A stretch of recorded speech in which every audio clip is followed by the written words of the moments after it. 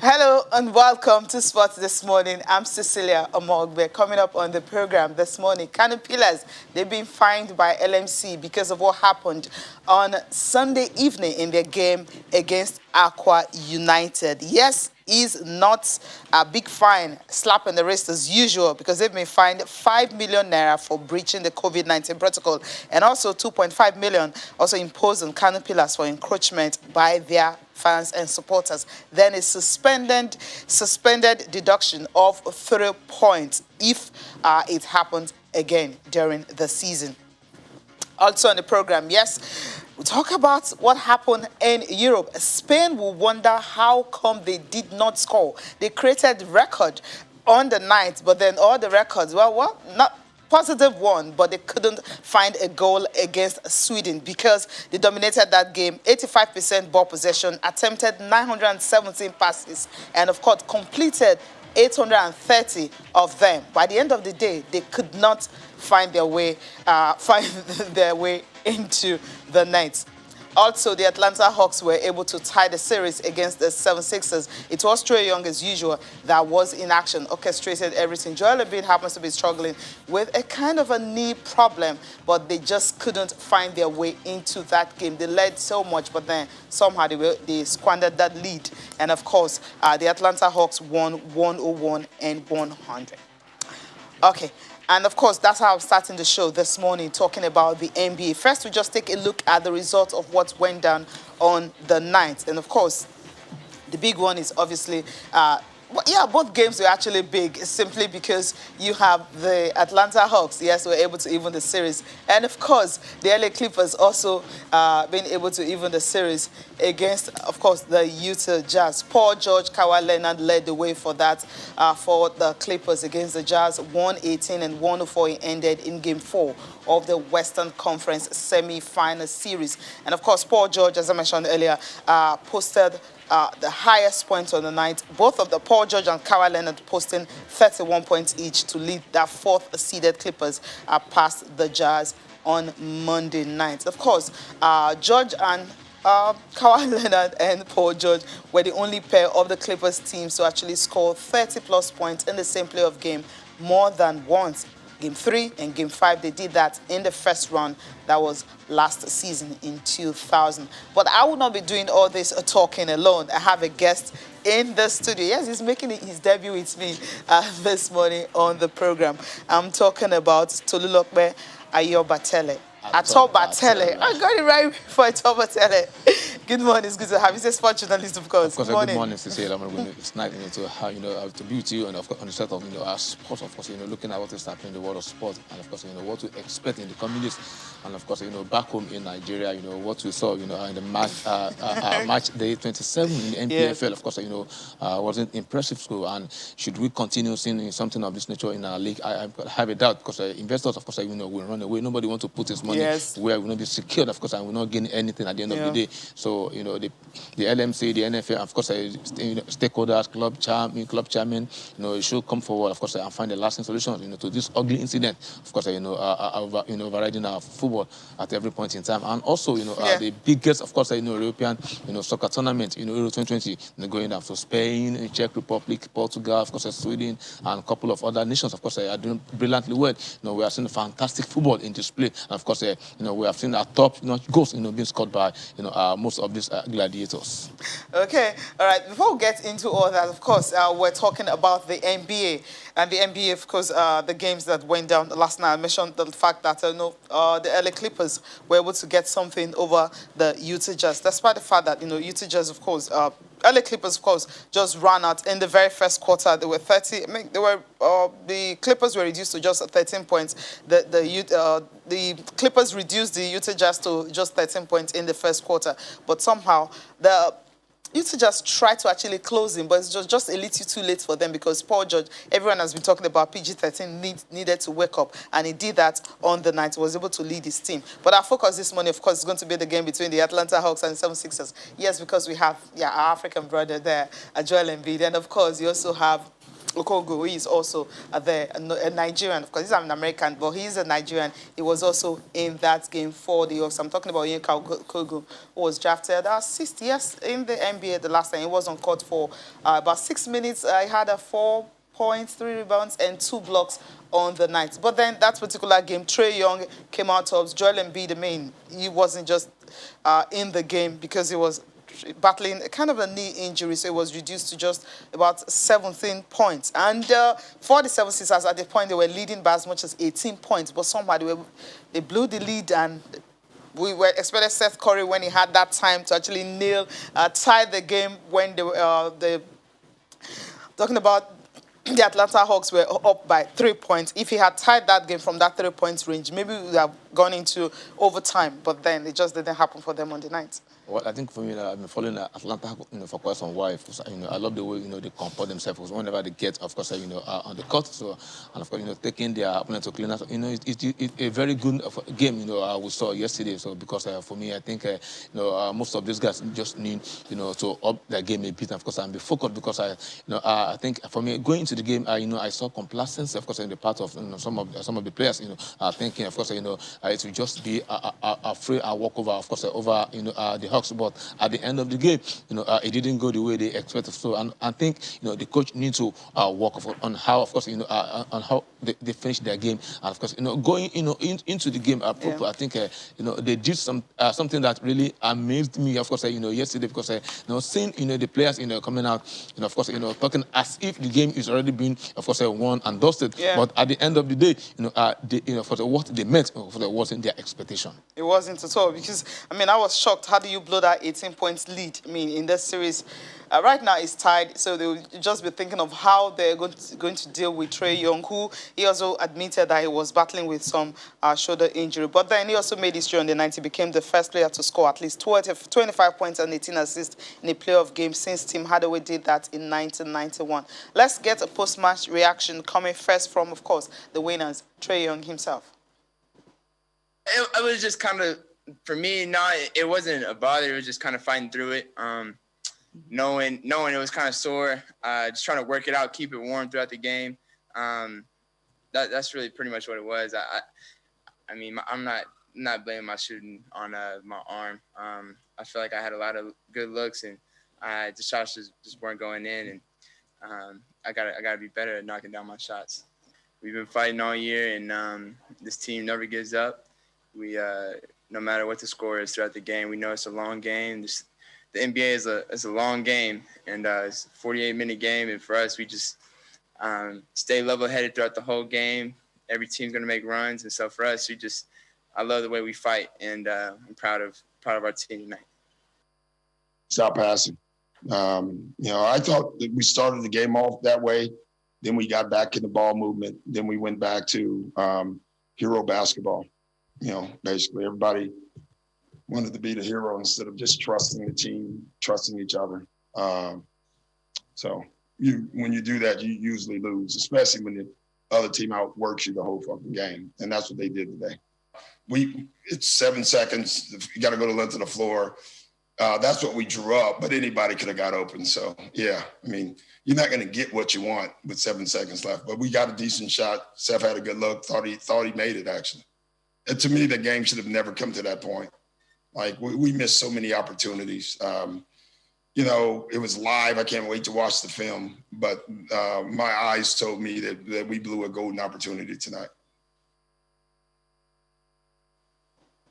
Opportunity missed. They have another time to recover that if they can go maybe 3-2 up, if they can also win the series, because they're one of the favorites for this outside Brooklyn Nets, who will be in action tonight. But they will be without Kyrie Irving and James Harden, because Harden, of course, still having hamstring. After game 1, he hasn't played. And for Kyrie Irving, he had that injury in the second quarter in the game. So we'll see what's going to happen tonight with the Nets. Let's just quickly take a look at the top performers, the guys who put up some numbers on the night, and it has to be from the same team. And one was on the losing side and the other on the winning side. Of course, Donovan Mitchell, he had 37 points, 5 rebounds, and 5 assists. It was just a little too late for them to get into the game because the Clippers just came out running and they head on to win that game. For the Paul George, he had 31, 9, and 4. Everyone has been talking about PG-13 coming to the party, and he did that last night. So Paul George, well, since he's coming to the party, maybe, just maybe, they have something clicking right now for the Clippers. Yeah, of course. I think, maybe they may have something to get on that. Yeah. And what happened over the weekend in the Lagos, Nigeria top 16 that happened in Lagos. Of course, we have new winners, yes, for the women. The usual suspect, she couldn't get to the final. But Taiwo Mati, he's really back. He was able to get it. But we'll start with Taiwo Martin, of course, for the men, where Taiwo Martin was able to beat a 15-year-old Samuel Boboye. That game was really tough for Samuel Boboye. He's 15. And Taiwo Martin, yes, is also another junior player. But this top 16 Invitational Tournament Challenge in Lagos is one way to actually keep these athletes busy.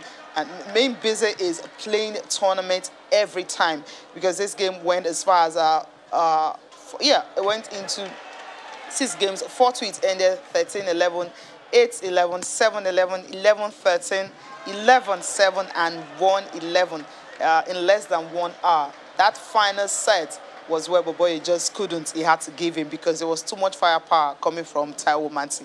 Well, talking of Taiwo Mati, of course, may be a junior player, but his game is no longer, of course, classified, of course, among the junior ones, because of course, looking at the way he plays, I think I've seen him play a couple of times, and I was asking myself, because we have this type of player in Nigeria. What are we doing, of course, to manage these players very well? I think for me, it was a good outing, for all the players, of course, the challenge, because they really, of course, show the world what they can do, the potentials in them, and how prepared, they are, of course, to take the game of table tennis in Nigeria to the next level. So, we've tired of seeing, same faces, every time, representing, of course, the country at the international table tennis meet. But now, the likes of Boboye, who's coming through the ranks, of course, a good one for him. And if he can, coming up against, of course, a more ranked player, and of course, giving it all till the last, of course, till the last minute when he had to give in, due to the firepower coming from Taiwo Mati, it shows that, if properly taken care of course, and given a very good preparations, I think this guy, will go a long way in making the country proud. And for Taiwo Mati and host of others, I think they should just continue, and not relent in their effort. And of course, for me, I really commend, the organizers, for putting up, this kind of tourney where, of course, the young ones, the juniors ones who are looking up to, the seniors like Bosse Kafo, then the likes of Funke Oshanaike, Haruna Kodri, and host of others, are good omen, because for me, table tennis in Nigeria has been one sport where, of course, we have enough strength, and where we win our medals in the past. But these days, I don't know, what the problem has been, because we've not really been able to, produce, or of course, table tennis stars just like we had in the past years. But I think for me, for this tourney, we have seen a couple of talents, that are really, of course, going to excel, of course, in the coming future. Definitely. Talking about talent that will excel, Bosse Odusoya is another player. She's winning her first title for the first time. The lady who everyone was thinking was going to win, talking about Bello, she didn't get to the final. Yes, she won she was the winner at the sports festival, but somehow she didn't get here. But this one, won the women's singles title, beating Bisola Ashaju 4-2. It was another tough game for Bisola, but somehow she was able to triumph 11-5, 8-11, 11-4, 3-11, 11-5, and 11-6. That was how she was able to triumph. And she has ascribed this to hard work, because even before she came to the tournament, she was actually ill. She was hospitalized, but somehow she managed through, and she was able to win. And she was really happy after being able to win this title. Let's get post-match reaction coming from all the players. Before the tournament commences, I saw the prospectus. I know it's going to be like that. So I've been training hard, doing some exercises often and often. So it helped me in this game. It built my stamina in completing the matches. I need to improve in my tactics, and unfortunately, I get my rhythm as quick as possible in the first 2 sets. So it helped me a lot to win the match. Yeah, the last set was easy, but the first 3 sets was very hard. He's playing well, he's playing good. He has improved a lot, because he has been playing with some good senior players, and with that, it helped him in his game. So he has more experience, but I have much more experience than he did. So with that, I can defeat him. I was so proud of myself because of the tournament was so tough. I played my best and I saw myself in the finals. I was so proud of myself. When I'm going back to my state, a lot of training. Firstly, I want to thank God for winning this tournament because as at yesterday, I was in hospital. So I thank God for winning this competition because I didn't believe I can reach the final. But glory be to God for winning this tournament. I'm very grateful.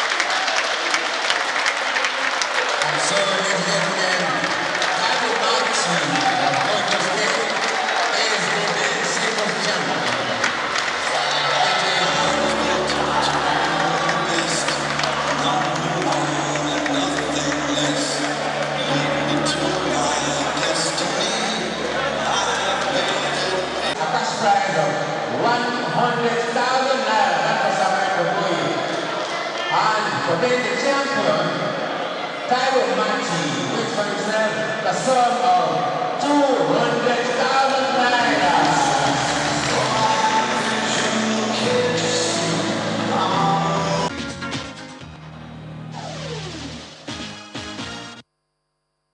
I think for the Nigerian Table Tennis Federation now, it's how to get these boys playing in the national team.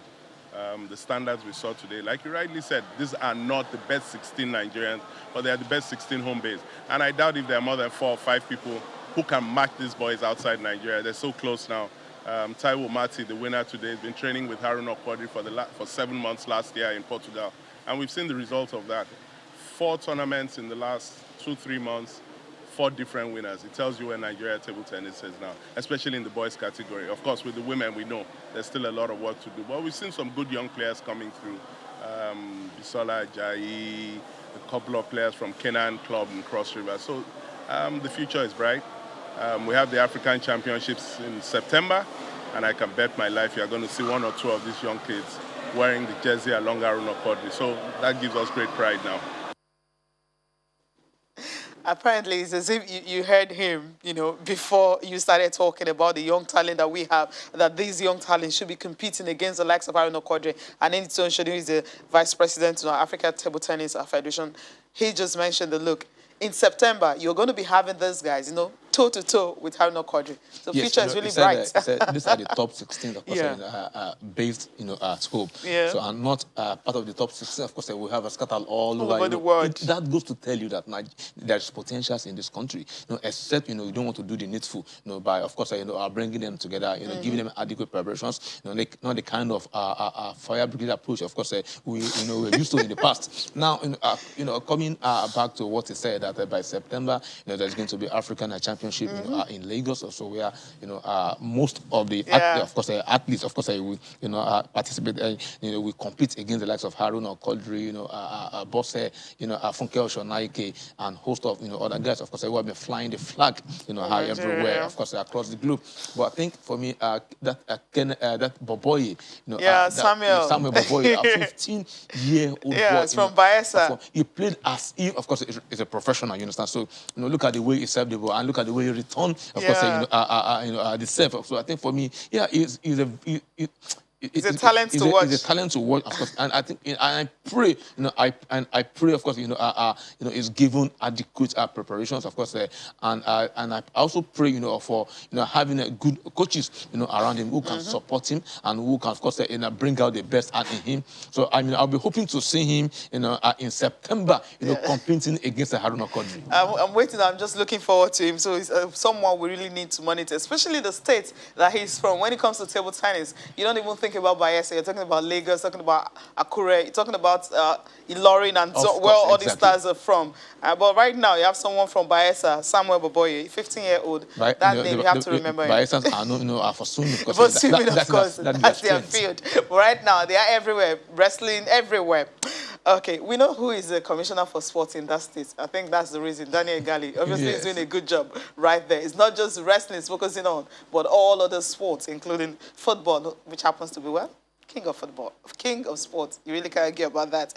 Okay, let's talk about not too pleasant one. What's going on with the Nigeria Professional Football League? Yes, last week it was all about what happened in NNL. And this week, right now, we're talking about what happened to Kano Pillars and Aqua United. Now, of course, a goal was scored. The center referee said it's a goal. The linesman said no, it's offside. Of course, the fans, opportunity, entered the field, and before you know it, the match was suspended. It had to be played the next day on Monday. It ended goalless, so Aqua United were able to pick up a point from Kano Pillars. Yes, the reason for that could be that Kano Pillars number 2, Aqua United number 1. Of course, fans really want to see their team keep winning, even against all odds, or rather at all costs. Now, the LMC decision on Kano Pillars, there you have it right there. It said, aligned with the Nigeria Football Federation directives, Kano Pillars are hereby sanctioned with a fine of 5 million naira for breaching the COVID-19 protocol.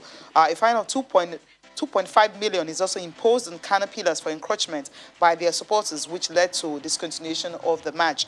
And the third one is the club imposed sanction of a deduction of 3 points, which shall be suspended for the duration of the remainder of the season, subject to good conduct. So, good conduct, the points will not be deducted.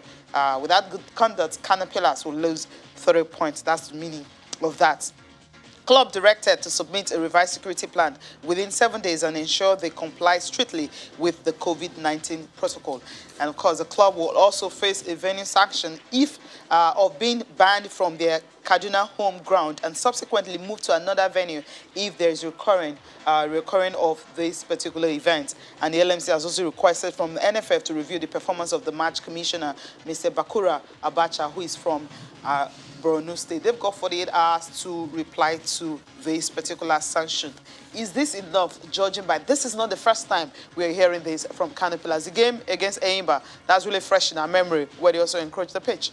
Well, one ugly too many incident, of course, one ugly incident too many, of course, in NPFL. So I think, we just have to, bring, of course, the rules, of course, into play, you understand? So because, like what we saw when Remo Stars, took on the insurance, because I was live at the stadium, so, and I saw, a different and negative news flying, all about. So, I think the LMC, have a lot of work to do. They have a lot of work to do, and this is one of the reasons, why, investors and sponsors, of course, do not want to come into sports in Nigeria because there's no security. You can't guarantee them. So even fans, even fans, of course, now do have fears, going, into stadium, to watch our live games. I think, at this one, I must commend the LMC, for imposing, such a huge fine, on Kano. Remember, Kano Pillars plays away. They have money. They can win.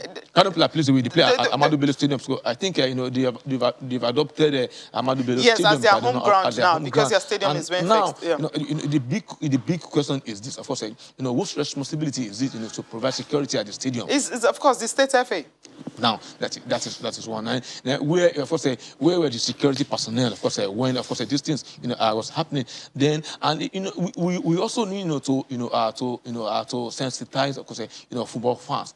Encroaching the pitch, is not good for the game of football. Even the football body, FIFA, of course, is not even happy at it, encroaching the field while the game is on. I think, Kano Pillars, had the largest fan base in Nigeria. Yeah. So, but, they must go extra mile, to sensitize, their fans, to guide against the encroachment of the field. And again, NMC says, they shouldn't have allowed, spectators, at the stadium watching the game. Yeah, I think a couple of months ago, we got a feeler that, the ban on, of course, the fans attending live matches has been lifted. But now we are heading another thing. The numbers should be reduced to specific numbers. Look, if Kano Pillars were playing at home, it should have been a different ball game. You understand? But they are playing away.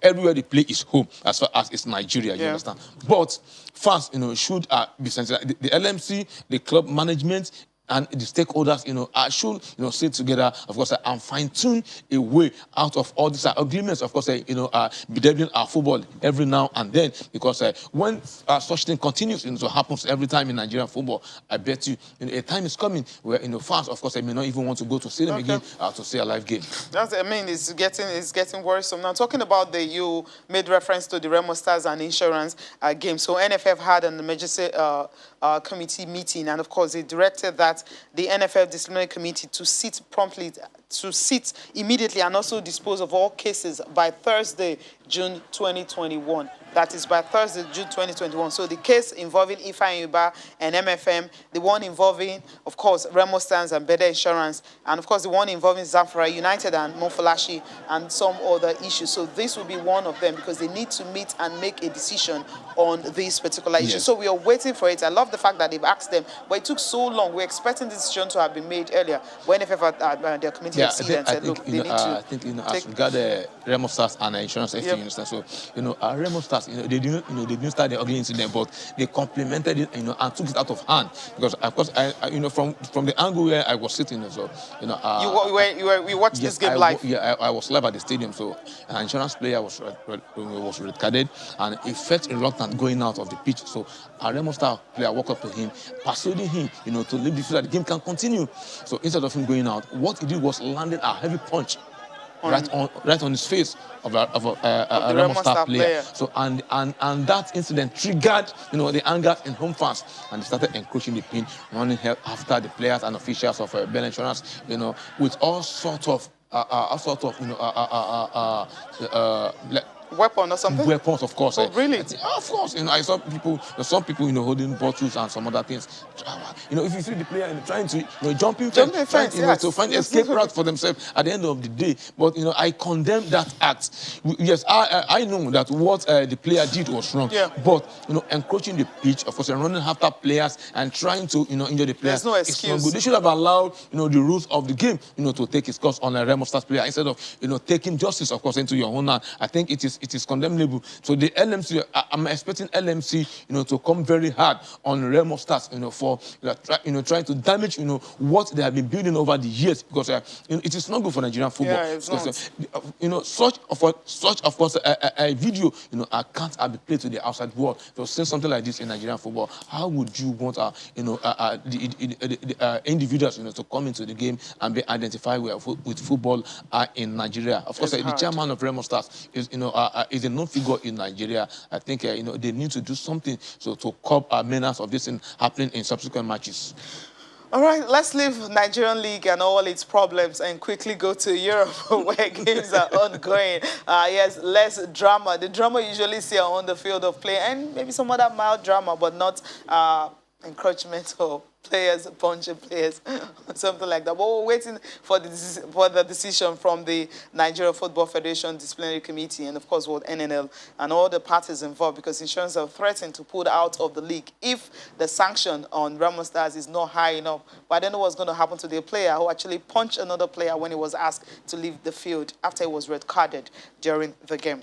We'll leave that for now and talk Europe. Yes, we'll look at games that were played last night and also games that will happen today, starting with what happened between Spain and Sweden. Yes, as I mentioned at the beginning of the show, they had all the records, in terms of passes completed, in terms of ball possession, but then they could not find a goal. Yes, Morata, was involved in that. But at the end of the day, that's how it ended. Poland and Slovakia, you would have expected something different, but it ended 2-1 in favor of Slovakia. Lewandowski is still trying to see how he can score. Confirmation of the result I talked about earlier, Spain and Sweden ended goalless in Group E. Let's take a look at other results also coming from Euros. We'll go to Group D straight, where you have Scotland and Czech Republic. Czech Republic and Scotland, we'll talk about that match quickly in a bit. It ended 2-0 in favor of Czech Republic. That's from Group D. Now, for today's game, you're having a Portugal and Hungary will be in action. France and Germany will also be in action. Now, talking about the first game, Spain and Sweden. Now, we know the Spanish team, yes, at the World Cup. We saw what we know what they can really do. But it's like Spain actually need a natural number 9, no matter what. I mean, no matter what they're trying, the kind of game they're trying to play, because it's as if it's no longer working for them, the midfield game and having the wing play, whatever style of play they're playing, that tiki-taka or whatever. But if you cannot, get a masked man to finish up, it's a problem. Yeah, I think, I remember, Spain were tagged World Football Underachievers a couple of years ago. So until they won the Euro and the World Cup in South Africa, the Rainbow Nation. So going by what we saw yesterday from the Spanish team called La Furia Royals, you understand? So I think they just need to. They need to look for a proven central striker. So everybody knows that Morata. Alvaro Morata. Yeah. Alvaro, right there. To me, Alvaro has not really been a proven a central forward for the Spanish national team. So, but the way they played a couple of years ago I think it was under the same coach, Luis Enrique, trying to play a first nine, trying to deploy Fabregas as a first nine, you understand? So, and of course, it gave them results. But continue with such a formation, of course, it may not yield any positive result, because the world is no longer sleeping, and every other countries, of course, are working assiduously to make sure they come to terms as far as the football is concerned with the other bigger football playing nation. So, and if care is not taken, Spain, may find it difficult, navigating through the groups, because if they could play a goalless draw with Sweden, though Sweden, in respect to them, they are not a minnow as far as football is concerned. So they are forced to reckon with in European football and the world football at large. But they did everything needed of them yesterday, but finding the back of the net, of course, came difficult, for the Spanish national team. The coach, must work on the central forward in order for them to get the desired goals, because without goals, the goals nowhere. So, and with goals, of course, you can progress to the next round. So, but they played fine. They did everything, of course, we expected them to do. Moving the ball swiftly around, and then the passes, was good. There was good coordination, and of course, a good communication between the defense to the midfield, and a very link-up play, from the midfield to the attack. But putting the ball at the back of the net was a problem. So, I mean, it's not surprising, because they've won just one of their past 6 opening matches at major tournaments. It's not a surprise at all. But the good news is, the only positive they can take from this game is the fact that this is the 11th clean sheet they're keeping in their past 14 games at Euros. So I think this is remarkable. But Slovakia will be next on Friday. We'll see if they can finally find the back of the net in that one. Another game, of course, that will get us talking is a match between Slovakia and Poland. We didn't see this coming at all, because it was brilliant all through, so to speak. When you have, Lewandowski in the squad, of course, you would have expected the game would go in favor of them, but somehow it just wasn't so, because I don't. Of course, I'm not trying to be biased here, because I don't. I don't see Poland, overrunning Slovakia. So remember when Slovakia, of course, I was still together with Czechoslovakia. So they were forced to be reckoned with. And now, two countries, Czech, Slovakia, and they played good football. Anytime you watch both countries played. So, and yesterday, when I saw the lineup of Slovakia, so the instinct, tells me, oh, wow. So, they're gonna get this one over this Polish national team. So, but for Poland, everybody looks forward to Lewandowski in the team. Aside Lewandowski, so no one can say, okay, this is guy that may probably do the damage, for the team. But Slovakia winning the game by 2-1, that boosts their confidence going into the next game, against the Spanish national team, and for Spain as well. Now, not winning the first game, psychologically affect the morale of the players, because they have a tough team, and if in Slovakia, to meet winners, of course, they file out against each other. So they have to do the assignment very well. Of course, look for the loophole, perfect their strategy before showing up against Slovakia. Otherwise, they will catch the next flight back to Madrid. That's good, man. Well, for Lewandowski, he has scored just 2 of his 36 shots for Poland at major international tournaments. He has failed to register any of his 17 attempts since the last time he scored against Portugal. That was in Euro 2016. That's a long time ago, so he needs to find the back of the net. But Szczesny didn't help them at all, because 18th minute own goal, wasn't good for the Poland goalkeeper. Now, let's talk about this one, Scotland and the Czech Republic. Now, this particular guy, Patrick Schick, he had a brilliant game. The second goal he scored, I don't know, 47 yards off. I'm like, how did he do that? Because the Scottish goalkeeper was nowhere to be found. But somehow, at Hampden Park, they were the one who had the upper hand.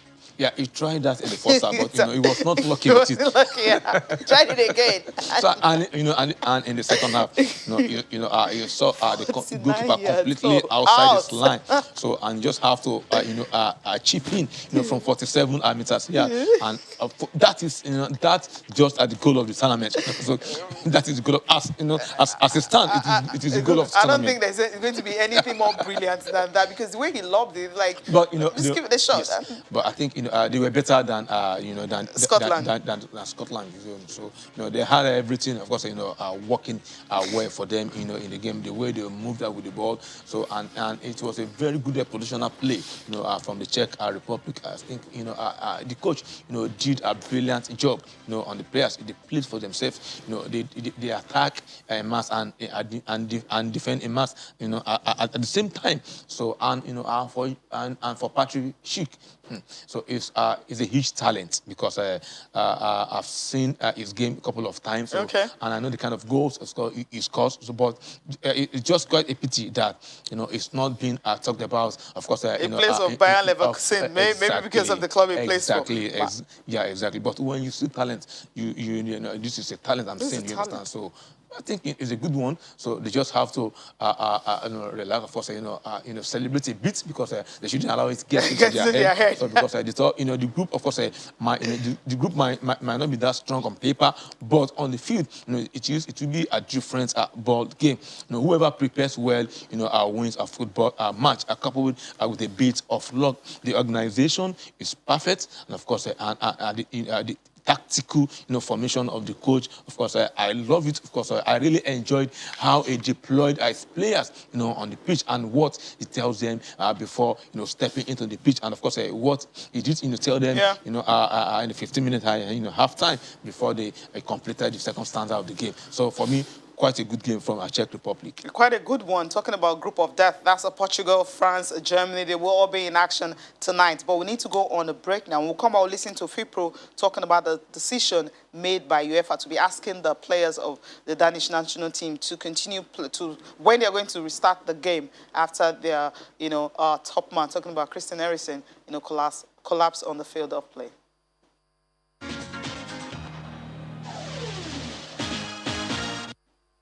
Yeah, it was a tough decision for all the players, especially when UEFA keep asking them, when do you want to restart? When Christian Eriksen was still in the hospital. But the good news is he's fine now, he's stable, it's okay.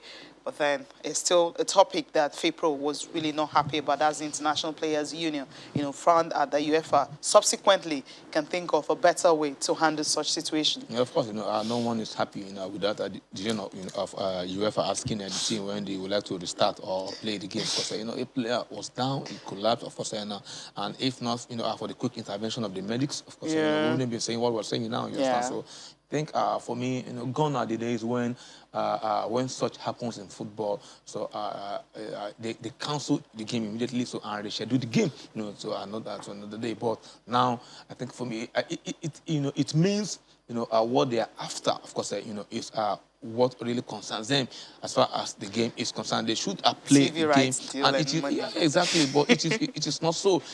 When you are alive, it's when you are alive that you can be actively involved in sports. So, and when you are healthy, when you are not healthy, you can't participate. Even going to the stadium, to watch the game live, is part of it. Whether you play or you are a fan or a stakeholder, yes, you participate in the game of football. So it is when you are healthy, you can do all these things. So I think for me, they should just allow the players, to fully get over this. Remember, it happened when Nigeria played Angola, when we lost Samuel Okwaragi. So a couple of days after, we went to Cameroon and play when the players were psychologically down, and we lost. So I think it was a bad decision from UEFA. Yeah, it is. That's everyone has been talking about that. But then let's leave that and quickly talk about the big game for today. Talk about the group of death, where you have, how do you have Hungary, Portugal, France, Germany? Well, they're in the group. The draw wasn't done today. But it dawned on us that, yes, tonight, France and Germany, Portugal and Hungary will be in action. Yes, Portugal and Hungary, yes, is a game you say Portugal favorite. France and Germany. France, yes, the favorites to win this tournament. Germany, they're coming back after what happened at the World Cup. They've had a woeful time, and we know that, of course, their coach is stepping at the end of his own. But for the Germans, and of course the French. If this group, if the group, has to be is to be a World Cup group, and Nigeria find himself in this group, I think some will say, oh wow, I think oh wow, this is this is they will say this is one thing or the other. Maybe why should they pair us among the likes alongside Germany, Portugal, France in the same group? But now, yes, we're having it in Euro 2020. European football heavyweight, find themselves in one group. Germany. And of course, Germany, we know Germany 2014 FIFA World Cup winner. France, of course, played Portugal in the last final of the Europe, of course, and Portugal won the game because of one goal. Now they are in the same group again. Now we will see a repeat, 2016 final when Portugal, take on France. But looking at the group, it will be difficult, to say which team will progress at the end of the group stage. But one thing keeps telling me that we have to watch out for, Hungary, because when it gets to this, stage in football, so you don't say they will overrun, and then because before they qualify, for this tournament, they went through the qualification series. Yes. So and it means getting a ticket to participate, isn't by just a football. They did work for it. But Portugal, the star-studded team. The French team, let's lose, of course, full of a galaxy of players who are playing first-team football, for their respective club sides. Germany are still trying to rebuild, their team after the disastrous outing of the last World Cup and even the Euro 2016. So they are yet to get their feet, of course, on the ground and hit at the ground and running. But looking at the experience of the coach, Joachim Low, of course, the technical savvy, of Didier Deschamps, and of course, the Portuguese coach, still there, still trying to, confirm his superiority, over the French team. So I think for me, it will be a hard nut to crack, for both teams when they square up. But the better team, as they say in football, will win at the end of 90 minutes. Okay, and luck will also have to play a huge part in that too. All right, we'll leave that and quickly touch down on Copa America before we look at the papers. Yes, Lionel Messi, he says Argentina actually lacked control, also blaming the pitch for what happened in the game. Yes, it was a draw against Chile. That group also is another tough where you have Chile, Paraguay, Ecuador, and of course Argentina in that group. But somehow Messi had a stunning free kick first, got into the net. Then somehow Chile were able to salvage a draw from the penalty spot. Then there was a rebound, and that was how Argentina could not even win that game. But then you would say Eduardo Vargas was the one who got the better of everything. That's the penalty when it happened there. It took place, but then somehow a rebound, and Argentina just couldn't get back into the game. I am not surprised. I'm not surprised of any result. That's fun at the end of the day. So whenever Argentina plays, so when Argentina plays today and win the game, I won't be surprised. So so when they play tomorrow, of course, and draw the game or lose the game, I won't be surprised as well, because they have the players, to nick the 3 points for them. But they've not really been having, a good and compact team, over the years. Of course, going to any major, going to any major competitions, for Argentina, they always go there, with what the world, of course, are known as a galaxy of players, players, who, give their all on the pitch, but in terms of technical, of course, input into the game. So Argentina has been lacking, of course, in this area. That is why they've been finding it difficult, winning a major trophy as far as football is concerned. So, don't be surprised, if Argentina did not get out of the group, because at the end of the group stage. Okay, that's a tough one. Not getting out of the Paraguay and Bolivia is another game. Okay. Paraguay and Bolivia is another game that went on last night. Angel Romero scored twice, so Paraguay produced that second half comeback, ended 3-1. Of course, Bolivia had a man sent off, over 10 man Bolivia. But the thing is, it ended 3-1, of course, in favor of Paraguay. All right, quickly time to take a look at the papers right now, because we're running out of time. Sporting Life here. Sporting Life indeed is the best. That's a top Nigerians, of course. Who else are you going to pick? And is the best? Okay, you're wrong. Paulo Notch is there. Kelechi Iheanacho, Victor Osimhen, but according to Sporting Life, and it happens to be the top Nigerian when it comes to players playing in Europe. For me, I don't think how of course people will love to place a midfielder, of course, with a striker, of course, okay. And deliver a judgment on it. Yes, when we look at the midfield position in Nigeria, indeed it remains at the best as far as Nigeria is concerned, because here is a player that was dropped in 2005 going to the World Cup by Samson Sese, and now, of course, it's flying the flag high. He's the best player. But as far as central striking role, yes, I go for Paulo Onuachu. Okay. All right, thank you so much for coming on the program. Tuli Lopez, it was a pleasure doing this with you. Yeah, of course, it's nice, for the pleasure as well, for, sitting and together with you, of course, looking at the sporting world, what is happening there, and what is to come, of course, in a few weeks' time. All right, thank you so much for watching. I'm Cecilia Mongbe. Have a great day.